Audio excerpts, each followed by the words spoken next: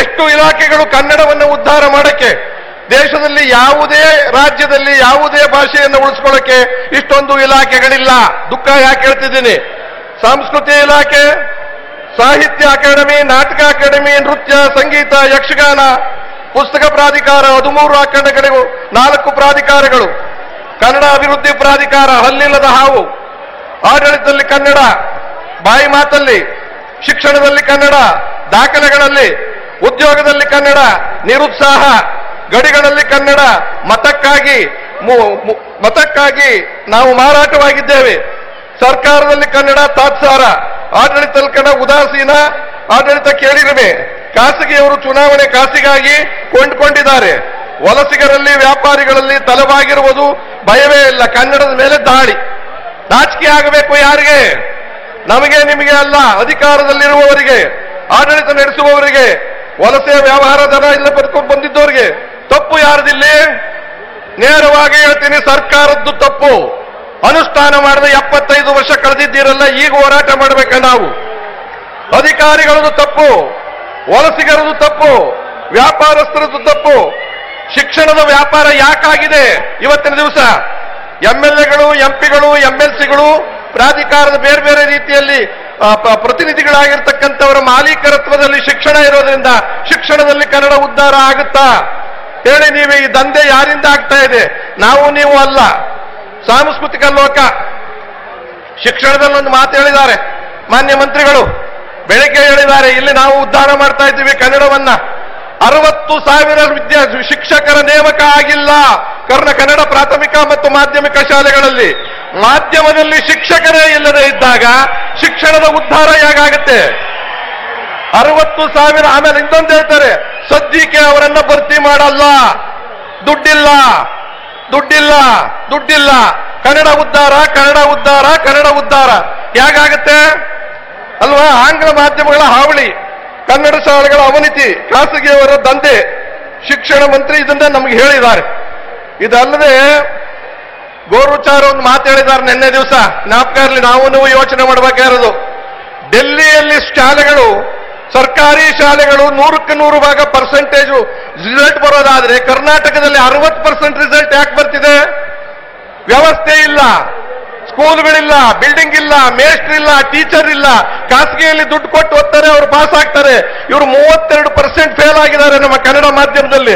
Fail ಆಗೋದು ವಿದ್ಯಾರ್ಥಿಗಳಲ್ಲ, ಪೋಷಕರಲ್ಲ, ಸರ್ಕಾರ fail ಆಗಿರೋದು, ವ್ಯವಸ್ಥೆ ಫೇಲ್ ಆಗಿರೋದು, ಅನುಕೂಲ ಫೇಲ್ ಆಗಿರೋದು, ಸೌಲಭ್ಯ ಫೇಲ್ ಆಗಿರ್ತಕ್ಕಂಥದ್ದು. ಈ ವಿಚಾರವನ್ನ ಸರ್ಪ್ಲಸ್ ಬಜೆಟ್ ಕೊಟ್ಟು ಕೇಜ್ರಿವಾಲ್ ಅವರ ವಿಚಾರವನ್ನ ಪ್ರಸ್ತಾಪ ಮಾಡಿದ್ದಾರೆ. ಕೇಜ್ರಿವಾಲ್ ಮಾಡಕ್ ಸಾಧ್ಯ ಇದ್ದ ಡೆಲ್ಲಿಲಿ, ಸಿದ್ದರಾಮಯ್ಯನವರೇ ನಿಮಗೆ ಯಾಕೆ ಸಾಧ್ಯ ಇಲ್ಲ? ಸಿದ್ದರಾಮಯ್ಯನ ಮಂತ್ರಿಮಂಡಲದಲ್ಲಿ ನಿಮಗೆ ಯಾಕೆ ಸಾಧ್ಯ ಇಲ್ಲ? ಹೇಳಿದ ಮಾತಂತ ನಡೆಯಕ್ಕೆ ಸರ್ಕಾರದ ರಿಸಲ್ಟ್ಗಳು ನೋಡಿ. ನಾವು ಮಕ್ಕಳ ಮೇಲೆ ಹಾಕ್ತೀವಿ ಫೇಲ್ ಆದ್ರು ಅಂತ. ಸ್ಕೂಲ್ ಇಲ್ಲ, ಬಿಲ್ಡಿಂಗ್ ಇಲ್ಲ, ಕಟ್ಟಡ ಇಲ್ಲ, ಮೇಸ್ಟ್ರ್ ಇಲ್ಲ, 60,000. ಅವ್ರು ಯಾವ ರೀತಿ ಮಾರ್ಕ್ಸ್ ತೆಗಿಬೇಕು?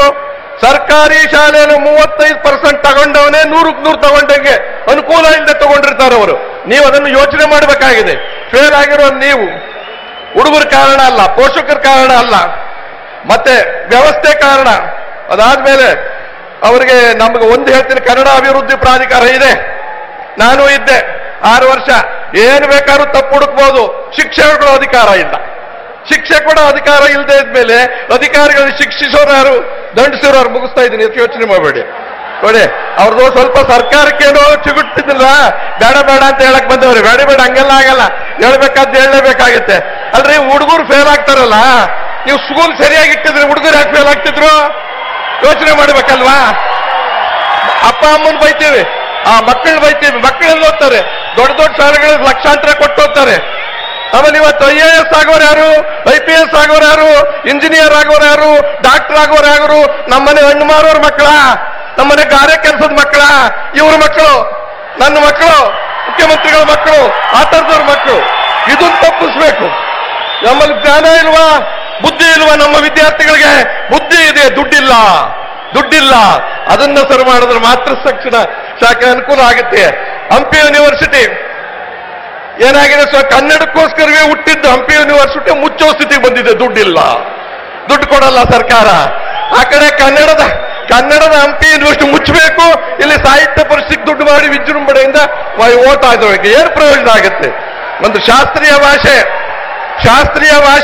2008ರಲ್ಲಿ ನಾನೇ ಅಪ್ರೂವ್ ಮಾಡಿಸ್ಕೊಂಡು ಬಂದಿದ್ದೆ ಅಭಿವೃದ್ಧಿ ಪ್ರಾಧಿಕಾರನಾಗಿ. ತಮಿಳುನಾಡಲ್ಲಿ 400 ಕೋಟಿ ಖರ್ಚು ಮಾಡಿ ಉದ್ಧಾರ ಮಾಡಿದ್ದಾರೆ. ಇಲ್ಲಿ ಜಾಗ ಇಲ್ಲದೆ ಇಂದು 16 ವರ್ಷ ಆದ್ರೂ ಹುಟ್ಟೇ ಇಲ್ಲ. ಸತ್ತಂತಿಹರನ್ನು ಬಡಿದೆಚ್ಚರಿಸಿ, ಸತ್ತಂತಿಹರನ್ನು ಇವ್ರನ್ನಲ್ಲ ಸರ್ಕಾರವನ್ನು ಬಡಿದೆಚ್ಚರಿಸಿ. ಮುಖ್ಯಮಂತ್ರಿಗಳೇ, ಈ ವೇದಿಕೆ ಮೇಲೆ ನಿಮ್ಮ ಕನ್ನಡದ ಅಭಿಮಾನಕ್ಕೆ ಬಹಳ ಸಂತೋಷ ಪಟ್ಟಿದ್ದೀನಿ. ಆ ಅಭಿಮಾನಕ್ಕೋಸ್ಕರವಾಗಿ ಇವೆಲ್ಲವನ್ನು ಅನುಷ್ಠಾನ, ಇಲ್ಲಿ ಆಗುವಂತ ಅನುಷ್ಠಾನ ಇನ್ನೊಂದಾಗಿದೆ. ಮೊನ್ನೆ ಯಾವ್ದು ಗೊತ್ತಾ? ಲೆಕ್ಸೋಗ್ರಾಫಿಟಿ ಅಂತಂದ್ರೆ ನಿಘಂಟು ಶಾಸ್ತ್ರ ಅಂತ. ಪ್ರತಿ ಸರಿ ಆಕ್ಸ್ಫರ್ಡ್ ಯೂನಿವರ್ಸಿಟಿ ನಿಘಂಟು ಪ್ರತಿ ವರ್ಷ ಬದಲಾಯಿಸ್ತಾರೆ. ಪರಿಷ್ಕರಣೆ, ಬದಲಾವಣೆ, ಹೊಸ ಪದಗಳು, ಹೊಸ ರೀತಿಯಲ್ಲಿ. ಕನ್ನಡದಲ್ಲಿ 2011ರಿಂದ ಪರಿಷ್ಕರಣೆ ಆಗಿಲ್ಲ. ಅದನ್ನ ಮುಚ್ಚಿದ್ದಾರೆ ಸೆಲ್ನ. ಜೋಶಿ ಅವರೇ ಎಲ್ಲಿದ್ದೀರಾ? ನೀವೇ ಮುಚ್ಚಿದ್ದೀರಾ. ನೀವಿಲ್ಲಿ ಬಂದು ಹೇಳ್ತಾ ಇದ್ದೀರಾ ಮುಚ್ಚಿರೋದು ತೆಗಿ, ಆ ಸೆಲ್ ತೆಗಿರಿ. ಸೆಲ್ ತೆಗೆದ್ರೆ ನಮ್ಮೂರಿನಲ್ಲಿ ಹೊಸ ಪದಗಳು, ಜಾನಪದ ಪದಗಳು, ಭಾವನಾತ್ಮಕ ಪದಗಳು ಎಲ್ಲ ಸೇರ್ಕೊತವೆ. ಇಲ್ಲಿ ಕನ್ನಡ ಉದ್ಧಾರ ಮಾಡಬೇಕು. ಆ ಕಾರಣದಿಂದ ಅವರ ಮಾತು ಕೇಳಿದ್ರೆ ಸ್ವಲ್ಪ ನಂಬಿಸಿ ಮಾತಾಡಿದ್ದಕ್ಕೆ ಕ್ಷಮೆ ಇರಲಿ. ಇಲ್ಲಿ ತಗೊಳ್ಳುವ ನಿರ್ಣಯ ನೆಕ್ಸ್ಟ್ ಇಯರ್ ಆಗೋದಾದ್ರೆ ನಿಮಗೆ ಮತ ಕೊಡ್ತೀವಿ ಅಂತ ಹೇಳಿ, ಇದ್ರ ಮತ ಕೊಡೋದಿಲ್ಲ ನಾವು, ಇದನ್ನ ಹೀಗೆ ಸಾಯಿಸಬೇಕಾಗುತ್ತೆ ಅನ್ನೋ ಮಾತನ್ನು ಹೇಳ್ತಾ, ಇದು ಮಾನ್ಯ ಮುಖ್ಯಮಂತ್ರಿಗಳ ಇವ್ರ ಮುಖೇನ ತಲುಪಲಿ. ಇವರೆಲ್ಲ ಒಳ್ಳೆಯವರು, ತುಂಬಾ ಒಳ್ಳೆಯವರು. ಅದ್ರ ಬಗ್ಗೆ ಏನು ಹೇಳ್ತೆ? ಯಾಕಂದ್ರೆ ತಿರ್ಗಾ ನಾನು ಮನಗೋಗ್ಬೇಕಲ್ಲ, ಈಗ ಊಟನೂ ಕೊಡದೆ ಕಳಿಸ್ಬಿಟ್ಟಾರ. ಇದು ವ್ಯವಸ್ಥೆ ಬಗ್ಗೆ ಮಾತಾಡಿದೆ, ಅನಿವಾರ್ಯವಾಗಿ ಮಾತಾಡ್ಬೇಕಾಯ್ತು. ಆಮೇಲೆ ಈ ಮಾತನ್ನೇ ನಾನು ಹೇಳಿದ್ರೆ ನನ್ನ ಮುಖ್ಯಮಂತ್ರಿ ಪದವಿಗೂ ಹೋಗಲ್ಲ. ಹಾಗಾಗಿ ಮುಖ್ಯಮಂತ್ರಿಗಳು ಮಾತು ಕೊಡಲ್ಲ, ನಾನು ಮಾತು ಕೊಡ್ತಾ ಇದ್ದೀನಿ. ಧನ್ಯವಾದಗಳು. ಒಳ್ಳೆಯದಾಗಲಿ ನೀವೆಲ್ರಿಗೂ. ನೋಡಪ್ಪ, ಈಗ ರಾಜೇಶ್ ಕೃಷ್ಣ